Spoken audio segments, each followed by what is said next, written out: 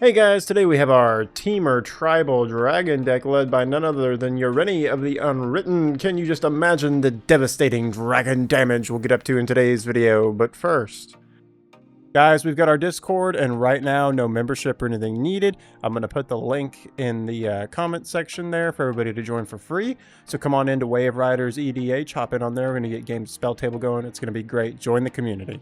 So Ureni of the Unwritten, let's have a look. 4 and Teamer for a 7/7 legendary creature Spear Dragon, Flying, Trample, or a Flampler.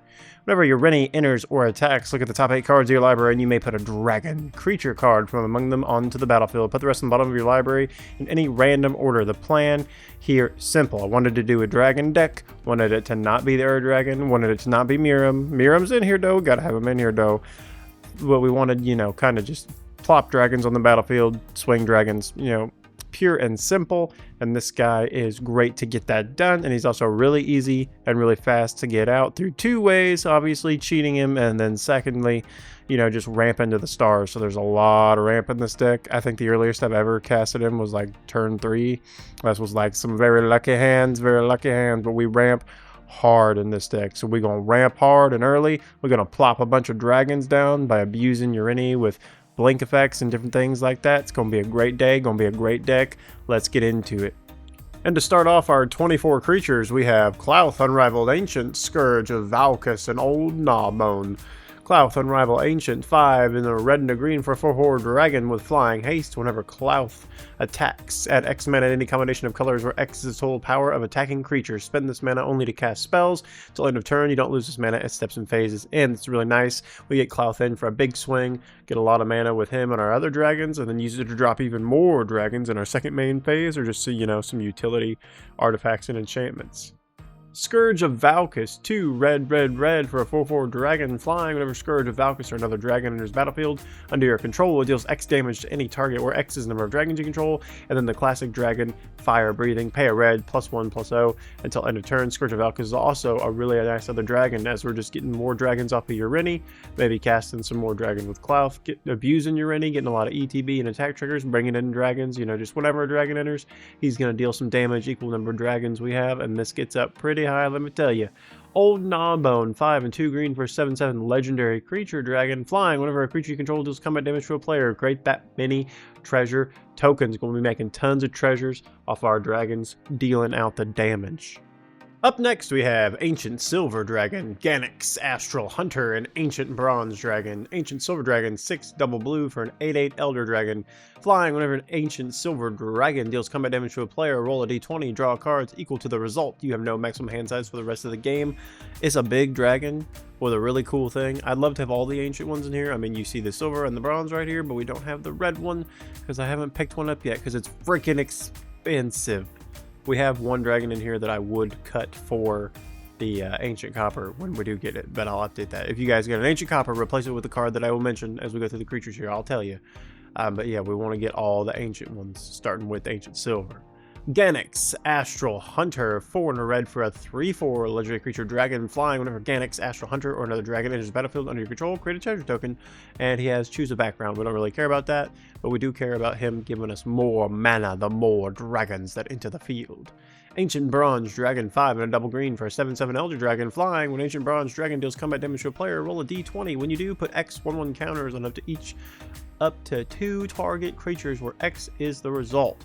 Another big dragon with a really cool effect. I'd like to get the triple threat, but gosh dang, that dragon is so expensive. Ancient Copper Dragon is expensive. My goodness.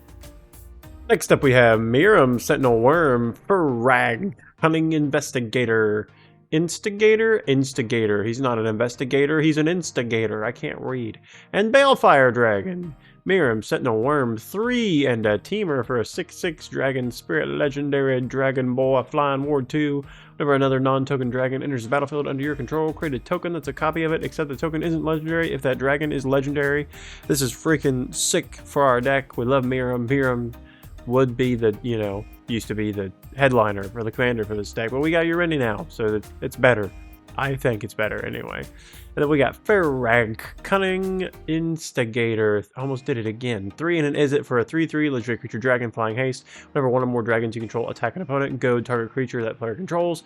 Whenever a creature deals combat damage to one of your opponents, if that creature had to attack this combat, put a 1/1 counter on Fair Rank, Cunning Instigator, and you draw a card. See, we like him, right? We like him for the card draw, like him for the goad. He's a 3/3 though, so we don't trigger most of our like non-dragon draw support stuff, right? This is the one I would cut for Ancient Copper. So if you do have an Ancient Copper and you want to put together this list, I would cut Fair Rank, Cunning Instigator. Balefire Dragon, 5 and double red for a 6/6 creature dragon flying. Whenever Balefire Dragon deals combat damage to a player, deals that much damage to each creature that player controls. Roof. Up next we have Twin Flame Tyrant, Savage Ventmaw, and Gold Span Dragon. Twin Flame Tyrant, 3 double red for a 3/5 dragon flying. If a source you control would deal damage to an opponent or a permanent an opponent controls, it deals double that damage instead. We love hitting this guy off the top. We get Ureni swinging, he attacks. Look at the top 8, pick our Twin Flame Tyrant, now he's doing 14 damage. It's freaking sick. Savage Ventmaw, 4 and a, is that Gruul? Is red green Gruul? I think. Maybe. I don't know. For a 4/4 dragon flying, whenever this creature attacks, add 3 red, 3 green. Until end of turn, you don't lose this mana as steps and phases. And we love this Savage Ventmaw. We love this uncommon. It is the best uncommon dragon we've ever had. The best. Anywho, you may be thinking to yourself, boy, I wonder if he runs the thing. What's that classic thing that everybody knows about with Savage Ventmaw in your dragon decks? That enchantment you pay 5 into and you get extra combats. Well, guess what? We don't need it. We don't need that enchantment. We don't need no infinite combats to win with this deck. We don't need that. Playing some, you know, friendly Friday night table, good, down to earth, wholesome, no infinite combats magic in this dragon deck. Gold Span Dragon, 3 and double red for a 4/4 creature dragon flying haste. Whenever Gold Span Dragon attacks or becomes a target of a spell, make a treasure token. Treasures you control have tap. Sacrifices artifact at 2 mana of any one color. So maybe we get some treasures, you know, when it attacks. It's really good. 4/4 triggers most of our card draw stuff, like our Garrick's Uprising, and our Elemental Bond. It's a good dragon. I like him. Up next, we got Roman Throne, Delighted Halfling, and Terror of the Peaks. Roman Throne, 4 generic for a 4/4 artifact creature, Golem, Dragon Golem, or 2, as Roman Throne enters the battlefield, choose a creature type. Roman Throne is the chosen type in addition to its other types. If a triggered ability of another creature you control of the chosen type triggers, it triggers an additional time. We get this sucker out with our Ureni, and oh my goodness, we pulling dragons from nowhere, but we can't hit it off the top with Ureni because unfortunately it's not a dragon until after it enters. Delighted Halfling, 1 green for a 1/2 creature halfling citizen wannabe dragon fan. Tap, add a colorless. Tap, add 1 mana of any color. Spend this mana, only cast a legendary spell, and that spell can't be countered. We got some of our bigger dragons that are legendary creatures, and of course, our commander. This is in here for all them pesky blue players. Yeah, for all them pesky blue players, can't counter this with our Delighted Halfling. Taps for our Ureni. It's great. It's the only other card in the deck that we can't pull off the top of the Ureni. It's just Roaming Throne and Delighted Halfling. Everything else is a dragon, so you're pretty likely to hit looking at the top 8. One of the best dragons in the deck here, Terror of the Peaks, 3 and 2 red for a 5/4 creature dragon flying. Spells your opponent's cast that target Terror of the Peaks cost an additional 3 life to cast. Whenever another creature enters the battlefield under your control, Terror of the Peaks deals damage equal to that creature's power to any target. This is how we win a lot of games with this Terror of the Peaks and Scourge of Valkus out before we even go to combat. If we're blinking Ureni or if we're just casting him and Terror's already out, we're getting all kinds of damage out of our opponents before we even go to combat. Top tier dragon right here. We love it. Up next, we got Yuvara Hellkite, Hammerhead Tyrant, and Thundermane Dragon. Yuvara Hellkite, 6 and a red for a 6/6 flying creature dragon. Whenever a dragon you control attacks, create a 6/6 red dragon creature token with flying. We ain't even got to attack with this sucker. Ain't even got to attack. Got 5 dragons out. We swing all 5 of them. You know, leave this sucker in as our 6. Just leaving it up. We just cast it and it got haste. Well, guess what? We're making 5 6/6 tokens. Them suckers come in. Our Terror of the Peaks is pinging somebody and everybody's creatures even before we get to that damage step. Hammerhead Tyrant, 4 and a double blue for a 6/6 creature. Dragon has flying. Whenever you cast a spell, return up to 1 target non-land permanent and opponent controls mana value less than or equal to that spell's mana value to its owner's hand. We read that really fast. Simple. We're just bouncing stuff. Cast a spell, look at the mana value. We get to return something our opponent controls mana value less than or equal to the spell we just cast. We bouncing them. get pesky stuff off the board. Now, we ain't quadruple spelling, so we ain't doing a Cyclonic Rift light here, but it's nice to get them pesky blockers or pesky reach blockers or death touchers out of the way for our dragons to come on in and swang. Thunder Mane Dragon, 3 in a red for a 4/4 flying. You may look at the top card of your library at any time. You may cast creature spells with power 4 or greater from the top of your library. If you cast a creature spell this way, gains haste until end of turn. We like Thunder Mane Dragon. It's a good card. It's a 4/4, so it triggers our Garruk's Uprising effects and stuff like that for us to draw more cards. However, thinking about cutting this one, maybe. I like it. It's not too it's not like, oh, Thunder Mane Dragon. Oh no, what are we gonna do? You know, maybe putting in the other Ureni. The song Unending, maybe putting that in there in that place. I don't know, but for right now, this is what we got right here with the Thunder Mane Dragon. Up next we have Broodcaller Scourge, Hellkite Courser, and Laughless Dragon Queen. Broodcaller Scourge, 5 and a double green for a 5/7 creature dragon flying. Whenever one or more dragons you control deal combat damage to a player, you may put a permanent card with mana value less than or equal to that damage from your hand onto the battlefield. We're cheating in more dragons, just more bigger dragons, or some of our bigger enchantments and artifacts. This is a great, lovely dragon. We love him. Hellkite Courser, 4 and a double red for a 6/5 creature dragon flying. When this creature enters, you may put a commander you own from the command zone onto the battlefield. It gains haste. Return it to the command zone at the beginning of the next end step. This card is our bread and butter. We love the Hellkite Courser. We see opening hands with a lot of ramp and a Hellkite Courser. We know we're about to have a good time. This sucker comes in, it pulls you ready from the command zone. We get that ETB trigger, boof, dragon.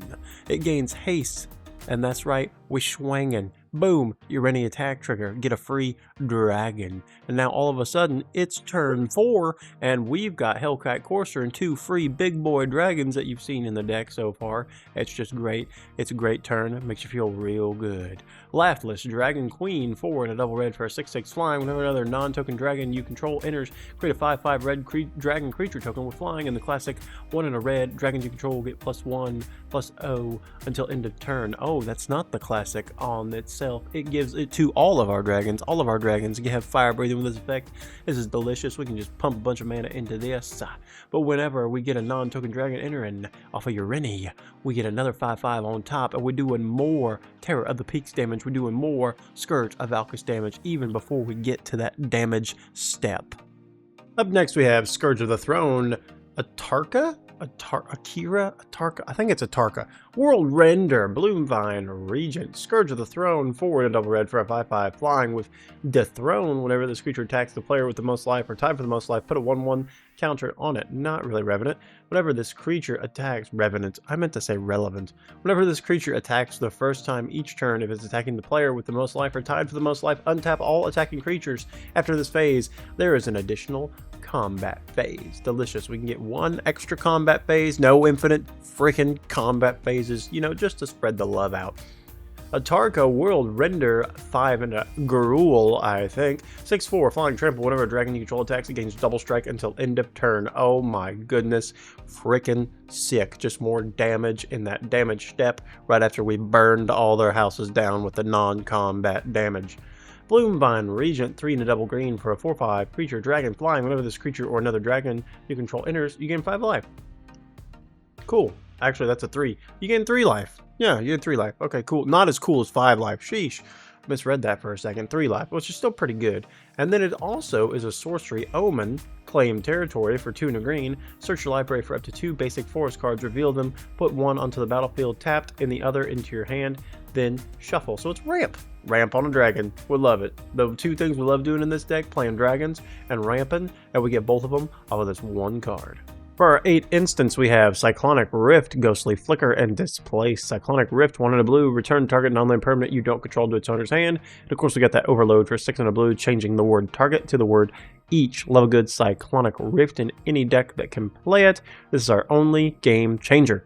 Ghostly Flicker, 2 and a blue, exile 2 target artifacts, creatures, and or lands you control, then return those cards to the battlefield under your control. It's one of our blink cards, you know, for saving Ureni from some target removal and abusing his ETB effect, or just, you know, abusing any ETB effects we need to abuse to finish out a game. Displace, 2 and a blue, instant exile up to 2 target creatures you control, then return those cards to the battlefield under their owner's control. Same thing here, except for we can't hit artifacts and or lands. Up next we have Chaos Warp, Essence Flux, and Smuggler's Surprise. Chaos Warp 2 in red. The owner of target permanent shuffles it into their library, then reveals the top card of their library. If it's a permanent card, they put it onto the battlefield. You know, our red classic removal. Use this in case of emergency kind of deals, like somebody's about to win the game unless we remove that. Let's go ahead and Chaos Warp that. That's what we save this for. Essence Flux, 1 blue, instant, exile target creature you control, then return it to the battlefield under its owner's control. If it's a spirit, put a 1/1/1 counter on it. It's never going to be a spirit, and well, I mean, I guess if you hit Miram with it, then it would be because he's a spirit dragon. However, we're just using this, you know, for the protection on Ureni and to abuse that ETB effect if need be. Smuggler's Surprise, 1 green for an instant. It has spree, so we choose 1 or more additional costs as we cast the spell. +2, mill 4 cards. You may put up to 2 creature and or land cards from among the milled cards into your hand. Okay. 4 and a green, you may put up to 2 creature cards from your hand onto the battlefield. Okay. And +1, creatures you control power 4 or greater, gain hexproof and indestructible until the end of turn. Most of our dragons are gonna be +4 power, so we got this in here for some protection. We can also use it to get some creatures down for free if we want to pay into it big. We want to go ahead and pay the whole thing. Remember, these resolve in order, so we do the mill 4 cards first, and then we can select 2 things to put into our hand, you know, creatures and or lands, and then we resolve the 4 and a green. You may put 2 creature cards from your hand on the battlefield, so boom, boom, boom, getting us to the creatures, putting them in our hand, letting us throw them down on the battlefield, and then protecting all of them. Great card. And for our last 2 here, we got some UB cards, Hide on the Ceiling and Waterbenders Restoration. Hide on the Ceiling, X and a blue, instant, exile X target artifacts and or creatures. Return the exile cards to the battlefield under their owner's control at the beginning of the next end step. So what these 2 cards are is it the same thing. We can use it to save Ureni, we can use it to save other creatures, we can use it to abuse ETBs, but it is also instant speed board wipe protection, because you notice what's different about Hide on the Ceiling is it's return the creatures and or cards, the exile cards, under their owner's control at the beginning of the next end step, so they don't actually come back until the end step. So somebody like, you know, Blasphemous Axe or Psych Rifts or whatever, we can instant speed, you know, play this, blink all of our stuff as long as we pay into it, right? And then return it at the next end step. So this is board wipe protection instead of single target removal protection. I mean, it can be used for both, but it has the board wipe protection built into it, which is freaking great.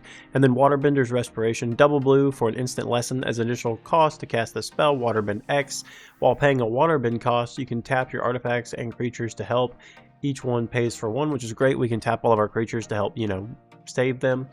Exile X target creatures you control, return those cards to the battlefield under their owner's control at the beginning of the next end step. So this is exactly the same thing as Hide on the Ceiling, except for we get a little bit more flexibility with how much we pay into it. So we can save all of our creatures that we tap, at least, you know, guaranteed, and then they come back in and their ETBs go off again. I love both of these cards as board wipe protection.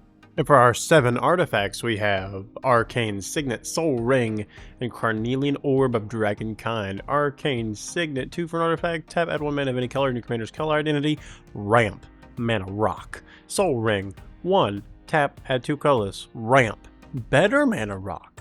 Carnelian Orb of Dragonkind, 2 in a red for an artifact, tap, add red. If that mana is spent on a dragon creature spell, it gains haste until end of turn. Really great with our freaking commander. We can get this sucker out, you know, on 2 or 3. Freaking, you know, as we continue on to ramp, we use this to cast our commander. We get that ETB trigger, then get that attack trigger all on the same turn. 2 more dragons. Now we're sitting at 3 big beefy dragon boys. Very intimidating board state we just created with our Carnelian Orb of Dragonkind. Up next we have Expedition Map, Dragon's Hoard, and Talisman of Creativity. Expedition Map's a 1-drop for an artifact, pay 2, tap, sack it, search your library for a land card with it, put it into your hand, and then shuffle. That's right, I said land, not a basic land, baby. Let's get that cavern, let's get that Mistrise Village, let's get them good lands that keep our dragons from being counterspelled. Dragon's Hoard, 3 generic for an artifact. Whenever a dragon you control enters, put a gold counter on this artifact. Tap, remove a gold counter from this artifact, draw a card. Tap, add 1 mana of any color. 3-drop rock, I know we don't like them. I know we don't like 3-drop rocks. We're going to have a lot of dragons in her, which turns into a lot of card draw for our Dragon's Hoard. Talisman of Creativity, 2 generic for an artifact. Tap, add a colorless. Tap, blue or red. Artifact deals 1 damage to you. A little bit of non-land ramp, a little bit of rock ramp. like a little bit of rock ramp. And last but not least, we have Talisman of Impulse, 2 generic for an artifact, tap for a colorless, tap for a red or a green. This artifact deals 1 damage to you. Did we leave that off the last one? We did leave that off the last one. Yeah, well, Talisman of Creativity does the same thing, deals 1 damage to you as well. You know, a little bit of rock ramp, a little bit of ouchie. Oh well, it'd be fine. And for our 10 sorceries, we have Blasphemous Act, Cultivate, and Kodama's Reach. Blasphemous Act, 8 and a red, which you'll never pay ever. This costs 1 less to cast for each creature on the battlefield. Most of the time, a lot of the time, happily said, you pay 1 red for this. Deals 13 damage to each creature. If you need to wipe the board, Blast Act's a good one to have. You know, and if you... I don't see a situation in where your dragons survive unless you use one of the instants that we talked about in the instant section to blink them off the board until the beginning of the next end step, and then you can blink all your stuff off and then play the Blast Act, you know, kill everything, and then they come back on end step and you get even more out of it. So that's pretty good. That's pretty good. Cultivate, 2 and a green, search your library for up to 2 basic land cards, reveal those cards, put 1 onto the battlefield, tap the other under your hand and shuffle. And similarly, we have Kodama's Reach, which is the same thing. We need the ramp. This is turbo ramp. The first like 3 to 4 turns, you just want to be ramping. You want to be turbo ramping. That's all you want to be doing. Okay, we need to get big. We need to get big mana fast. Up next we have Nature's Lore, 3 visits, and Triumph of the Hordes. Nature's Lore, 1 and a green for search your library for force card, put that on the battlefield, then shuffle. Ramp, we just need the 2 mana ramp, dude. Same with 3 visits, search your library for force card, put on the battlefield, then shuffle. We just need the redundancy of the fast, early on ramp. And then Triumph of the Hordes is not ramp, it's one of our finishers. 2 and 2 green until end of turn. Creatures you control get +1/+1 and gain trample and infect. Really good with all the really big flyers that we're going to be gavin, and then all the trampling that they're going to be doing with this card, plus flying. All your dragons become flamplers with infect, which is scary business. Scary business. Also, fun fact, just so you know, Terror of the Peaks and Scourge of Valkus, right, the 2 dragons that ping based upon, like, 1 pings based upon the power of whatever dragon entered, and 1 pings based upon how many dragons you have on the field when it triggers. They both say, if I'm not mistaken, that they deal the damage. That Terror of the Peaks deals damage, blah, blah, blah, or Scourge of Valkus deals damage, blah, blah, blah. If those dragons get infect, they give poison counters when they ping with non-combat damage. Pretty nice! Up next we have Farseek, Migration Path, and Rampant Growth. Farseek, 1 and a green, search your library for a plains, island, swamp, or mountain card. Put it on the battlefield, tap, then shuffle. Early, 2 mana ramp spell. Migration Path, 3 and a green, search your library for up to 2 basic land cards. Put them both on the battlefield, tap, then shuffle. Also, we can cycle it to draw a card later.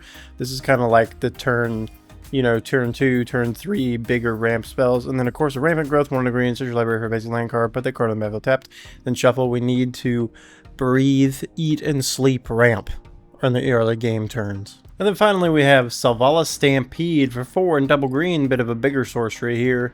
Starting with you, each player votes for wild or free. Reveal cards from the top of your library until you reveal a creature card for each wild vote. Put those creature cards onto the battlefield, then shuffle the rest into your library. You may put a permanent card from your hand onto the battlefield for each free vote. Now, this card is freaking hilarious. I love having this card because the dragons in my hand, I don't really, you know, cast them. I kind of just wait until I need a reason to cast them because my commander's getting me so many doggone dragons off the top of my deck. So normally I'll play this when I have at least 2 dragons in my hand, and I always vote free. Right? Is it wild? For free vote? No, I always vote. Yeah, okay. Wild is from the top, free is from the hand. I'll always vote wild. And the reason I always vote wild is because I want people to think that I don't have dragons in my hand, right? Going through the top of the deck, you know, to get creatures is a lot more reliable because that always hits versus the ones that are in your hand. They don't know if you actually have any or not. So I'm always like, oh, I'm going to play Selvala Stampede. If it resolves, I'm going to go ahead and pick wild. And then everybody else around the table, of course, is like, free. I always pick wild no matter what, so at least I get 1 wild and then I'll plop the other 2 down, and it's great because they always like, oh, it's, you know, you may not have the dragons. I do. I only play the card when I do have the dragons because I know you're all going to pick free, doggone it. For our 13 enchantments, we have Garruk's Uprising, Kozilek's Unsealing, and Rhythm of the Wild. Garruk's Uprising, 2 and a green for an enchantment. When this enchantment enters, if you control a creature with power 4 or greater, draw a card. You may not, but most of the time you will if you have a creature already out. Creatures you control have trample. Whenever a creature you control with power 4 or greater enters, draw a card. This is our trample enabler, and it's also one of our card draw engines. Kozilek's Unsealing, 2 and a blue. It's devoid. That's irrelevant. Whenever you cast a creature spell with mana value 4, 5, or 6, create 2/0/1 Eldrazi spawn creature tokens with sacrifice this creature, add a colorless. Whenever you cast a creature spell with mana value 7 or greater, draw 3 cards.